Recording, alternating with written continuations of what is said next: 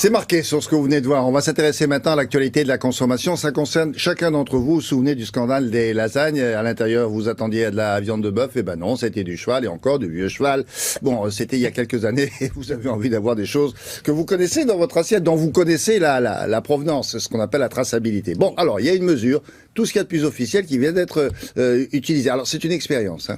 C'est une expérience qui sera menée pour 2 ans à l'initiative de la France, donc du ministère de l'Agriculture français, représenté par son ministre, monsieur Stéphane Le Foll, qui nous a d'ailleurs accordé une interview sur ce sujet. Et à l'origine, il y a une demande des consommateurs, parce qu'effectivement, il y a un petit traumatisme suite à cette affaire du cheval, qui a quand même créé quelques frissons en France. Alors, c'est nouveau, la mesure est la suivante, parce que pour la viande, on sait que on doit avoir un étiquetage de l'origine de la viande. Ça existe, ça, c'est pas nouveau.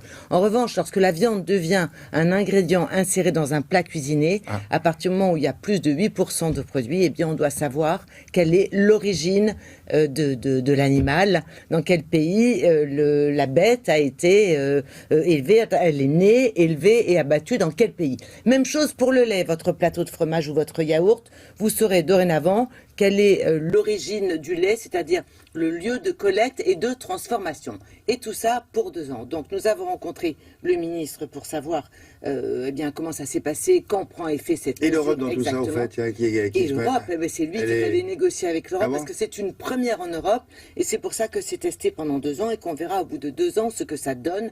On s'est demandé également si ça allait favoriser les producteurs, les éleveurs français.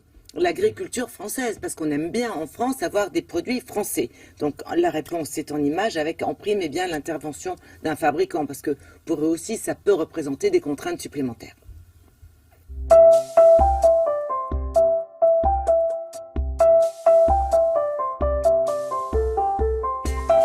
On est sur une demande des consommateurs qui voulaient connaître l'origine des produits qu'ils achètent, et ça paraît légitime. C'est ça l'objectif de cet étiquetage. Il y a d'autres choses sur la qualité.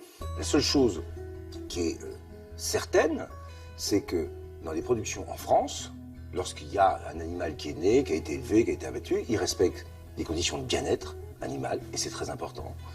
Il respecte aussi les conditions sanitaires françaises et européennes. Il respecte des normes sociales françaises, parce que ça se passe en France. Donc c'est ça les critères sur lesquels on s'appuie pour justifier aussi l'origine française des ingrédients, que ce soit la viande ou que ce soit le lait. Quand on fait ça, on le fait à la fois parce que les consommateurs le demandent, ils veulent savoir d'où ça vient, et on le fait aussi parce que ça permet d'apporter une sécurisation dans les débouchés à une production française qui a connu, vous le savez, et qui connaît encore une crise qui est assez profonde. Ça sera une indication derrière les produits, comme vous savez, sur l'ensemble des ingrédients dans un produit, eh bien là où il y aura marqué viande, vous aurez l'origine de la viande. C'est ça qui va changer. Les fabricants n'étaient pas tous contents, hein, parce qu'il y a des produits transformés qui utilisent des viandes qui peuvent venir de différents pays de l'Europe et même hors Europe. On ne les oblige pas à faire des produits 100% viande française. On leur dit simplement que si ils ont de la viande française, à condition qu'elle soit à 100% d'origine française, ils pourront indiquer l'origine de la viande dans les produits transformés. C'est ça le principe. Pour nous, c'est vraiment une opportunité de valoriser le travail qui est fait.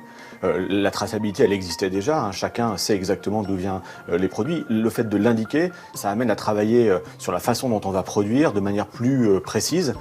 Après, si les fabricants l'ont anticipé, ça se passe très bien. Alors sur les prix, ça ne change rien pour nous, puisque 94% de nos fournisseurs étaient déjà en origine France.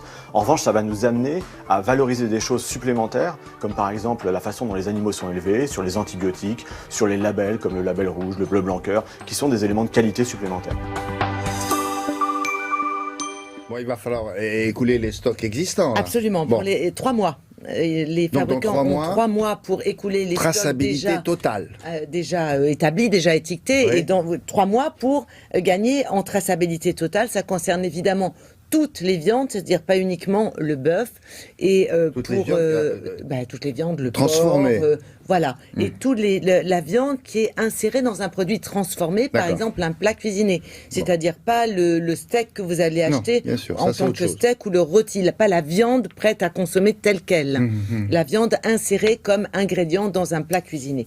Même chose pour le lait, pour les fabricants, eh bien, l'avantage pour ceux qui ont pris les devants, c'est que ça leur permet de rajouter en plus des informations qualitatives. Merci beaucoup, Isabelle. À plus tard.